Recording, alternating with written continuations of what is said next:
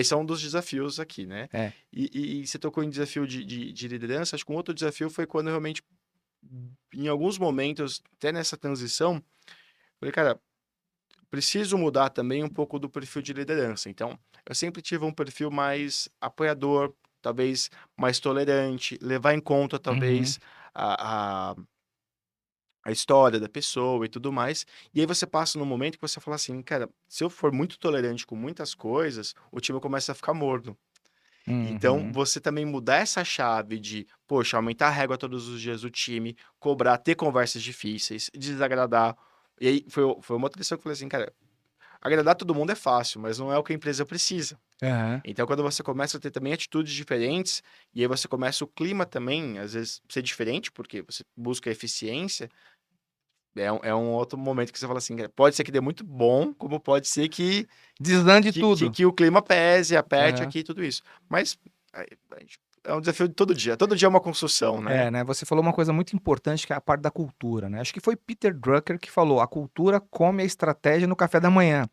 Se É, você não tem uma cultura muito bem definida, eu acho que parte muito direto do líder, né? Eu acho que o time ele é o reflexo do líder, sim, sem né? E dúvida. você falou uma coisa importante que é, se eu também pelo teu característica de personalidade, de repente fala assim, eu tô deixando a coisa mornar, Exato, exato. né? Não, às vezes Esperando que a coisa melhore por si só. é.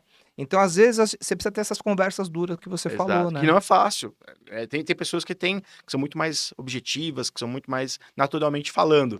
E tem pessoas que às vezes não, né? É o meu caso. Então, Uhum. é um alto desafio de ter conversas duras todos os dias, né? Se eu não tô tendo uma conversa difícil com alguém, é porque eu tô deixando a régua baixar. Então, todo dia eu tenho que ter pelo menos uma conversa dura.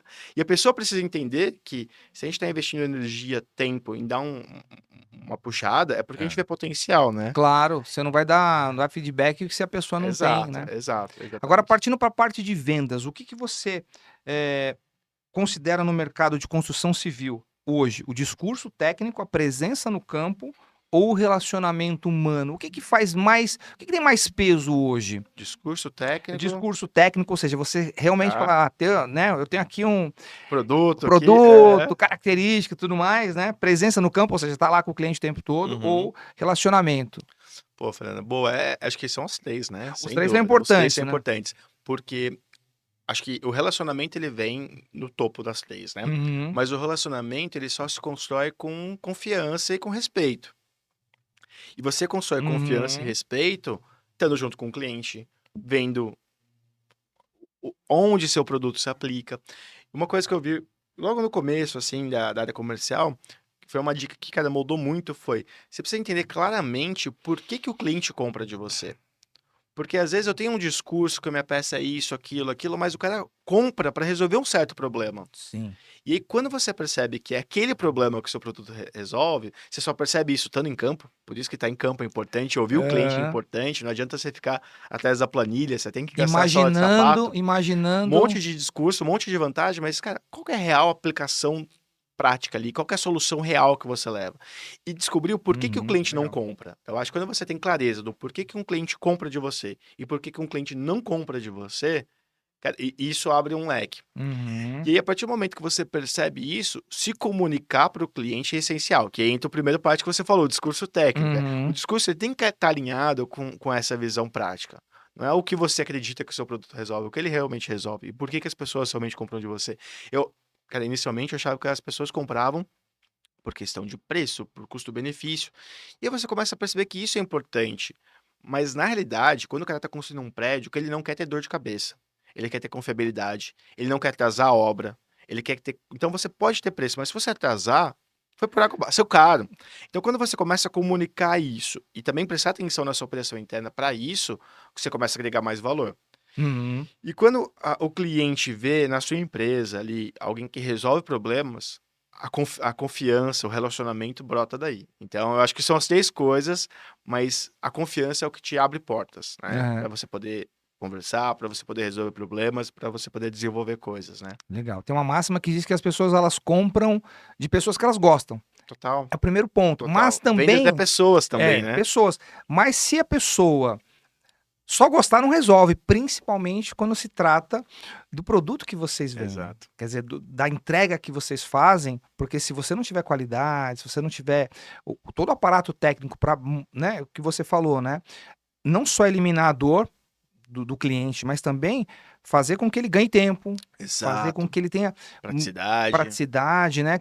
É, e aí, para isso, você tem que ter uma equipe preparada. Sim. Você até falou uma questão de cultura, né, eu acho que na empresa familiar, a cultura do fundador ela é muito forte, né, então É. eu trago meu pai de exemplo aqui como fundador, ele está presente, ele é CEO do negócio, e a cultura de vender a verdade, fazer o que tem que ser feito, ter transparência interna aí com o cliente, Uhum. subir sim, subir a régua, tudo isso é muito forte no dia a dia ali dele, né.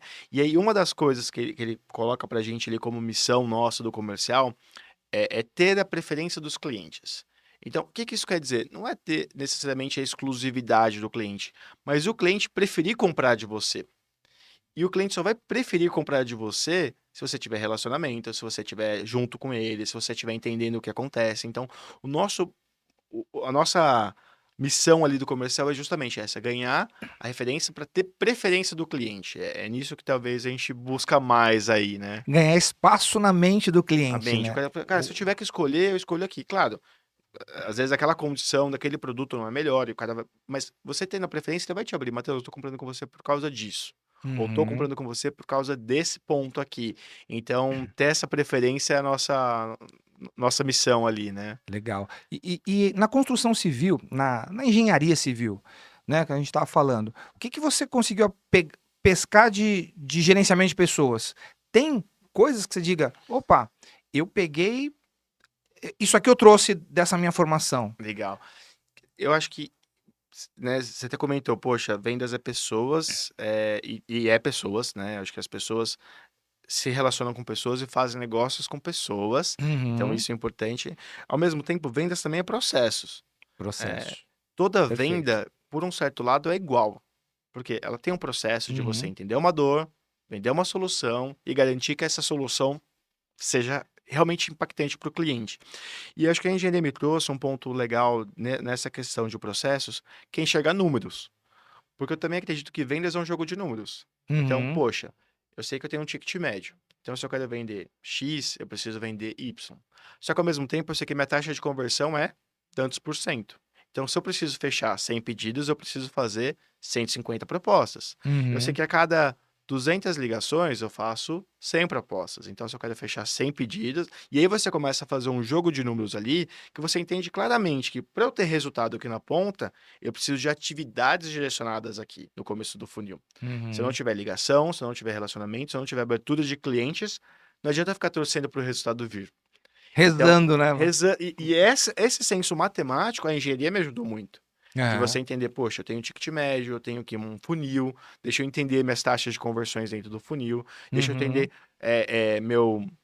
meu custo de aquisição por cliente, deixa eu entender a partir do momento que o cliente está aqui, quanto tempo ele compra comigo, qual que é o tipo de perfil ideal. Tudo isso acaba sendo um jogo numérico que acho que só o lado humano talvez não te permite ver. Então, quando você consegue enxergar os números por trás do resultado de vendas, isso facilita e a engenharia trouxe essa bagagem. Hoje, da engenharia em si, eu não uso cálculo de integral, teorema É. de Green, tudo isso a gente não É. usa, mas eu acho que o conceito de você entender a lógica numérica por trás de algumas coisas ajuda muito. Você acha que é por isso que muita gente, muitas empresas acabam fracassando por não ter essa consciência desses números? Porque às vezes a pessoa fala assim, às vezes a gente é apaixonado, o empreendedor começa um negócio, quer montar alguma coisa, só que a pessoa não fica atenta, não só na área de construção civil, mas no geral, eu digo. Você acha que é por isso que as pessoas acabam, muitas empresas acabam penando aí por não ter essa mentalidade? Fernando, boa, boa. Pode ser que sim. Eu acho que hoje o que mais afeta qualquer empresa a sobreviver é fluxo de caixa. Uhum, E geração de caixa é um ponto importante porque às vezes você está vendendo com lucratividade, mas para receber daqui a 120 dias. Então, às vezes, você tem uma empresa com EBITDA gigante, mas que não tem caixa. E aí, a operação financeira que ela precisa para fazer isso consome o lucro dela.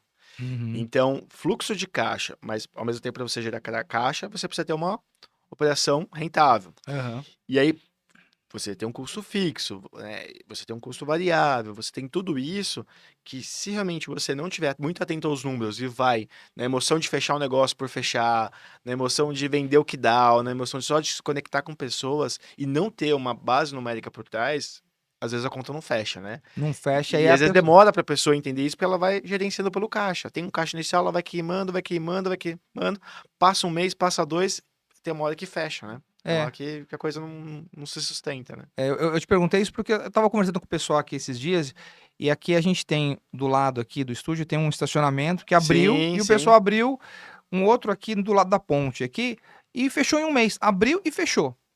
Aí o cara falou, mas por que que será? Aí, conversando sobre isso, o cara falou, também abriram um restaurante aqui na Dom Pedro, aqui, super legal, um valor bacana de almoço e tal, o cara durou um mês. Nossa. Aí a gente, às vezes, fica pensando, né, você falou de fluxo de caixa, às vezes o cara não tinha fluxo de caixa para durar mais do que um mês. Ou dava certo, ou, né, no caso, teve que fechar por É, algum motivo, talvez a gente está imaginando que possa ser isso, né? sim. Mas, de maneira geral, a gente precisa ter ali uma pessoa pensando em tudo isso.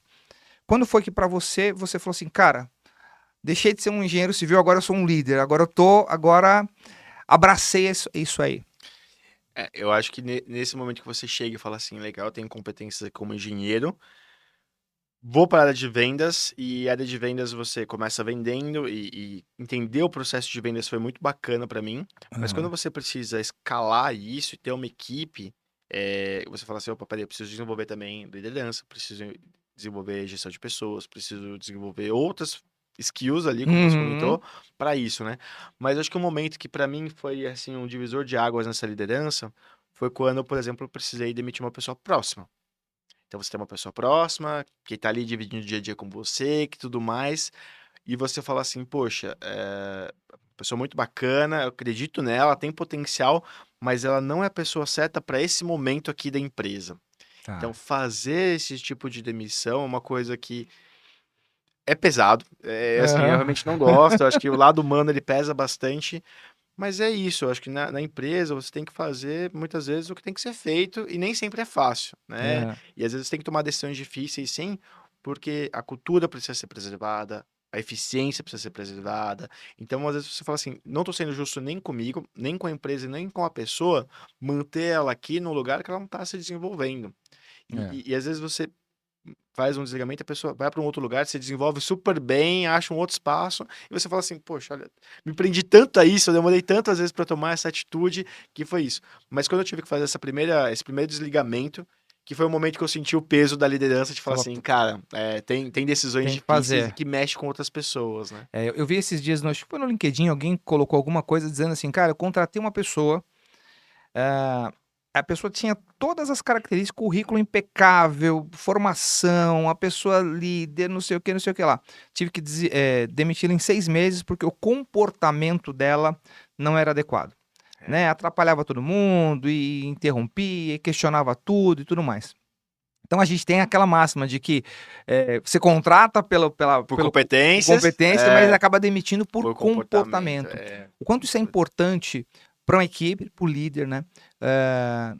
Na tua visão, assim, o quanto é pô, importante essa parte do comportamento. Você falou gestão de pessoas, né? Acho que isso é para a gente entrar daqui a pouquinho na Unifamesp, porque eu acho que é um avanço dentro do mercado, porque acho que são poucas empresas hoje que têm realmente uma faculdade, né, uma parte dentro da... dentro da própria empresa é. para formar essas pessoas, principalmente na parte comportamental também. Não só Sim, técnica, que é sim, exato, fundamental, exato. mas o que que você acha Pô, sobre isso? Fernanda, aí entra de novo em cultura, né? Porque eu vi uma definição que cultura não é o que está na parede, é o que as pessoas fazem quando não tem ninguém olhando. É, É é, exatamente é, isso. é. E a cultura, a gente tem hoje ali alguns tópicos que são muito importantes e que precisam moldar o nosso dia a dia. Então, na dúvida de tomar uma decisão, a gente tem que recorrer àquilo e falar assim, cara, talvez a gente pudesse ter uma operação melhor se fizesse isso, mas a nossa cultura é essa aqui, é ter foco no que importa, é fazer isso aqui. Então, às vezes a gente deixa projetos na mesa, oportunidades, porque a gente quer se direcionar com base no foco que está ali, né? Aham. E a cultura, ao mesmo tempo, você reforça com repetição, até aquilo virar um padrão Tá. e combatendo o que não é adequado antes que aquilo vire um hábito para as pessoas. Eu acho que é Aham. isso. É. E também você reforça a cultura promovendo as pessoas que estão alinhadas e talvez tendo que demitir pessoas que não estão alinhadas. Então, ali você dá um recado muito forte de cultura, né? Então, às vezes a pessoa é muito boa, mas para aquela empresa, naquela cultura não está adequada. Não necessariamente o comportamento dela é ruim. Talvez Uhum. para um outro tipo de negócio, aquele comportamento seja exatamente o que precisa. Aham. E naquele nosso escopo de cultura, a gente precisa de um conjunto de comportamentos. Tem pessoas que elas são muito flexíveis, que elas entendem, que fala, cara, o ritmo mudou, agora a empresa está num outro estágio, a gente precisa adaptar isso. Então, eu tenho pessoas lá que estão desde quando a empresa faturava 5% do que ela fatura hoje, até hoje, 7, 8, 5 anos. Essas pessoas também tiveram que mudar profissionalmente e se ajustaram. Sim. Mas tem algumas pessoas que não, que se agarram àquilo. Ah, isso aqui deu certo o ano passado, vai dar certo esse ano. Não percebe que ano a ano, semestre a semestre, a exigência muda. Às vezes você precisa ser mais técnico, às vezes você precisa ser mais ágil, às vezes você precisa ser mais agressivo, comercialmente falando. Tem pessoas que têm uma adaptabilidade e outras não, e aí acabam meio que ficando pelo caminho também Aham. nesse sentido, né?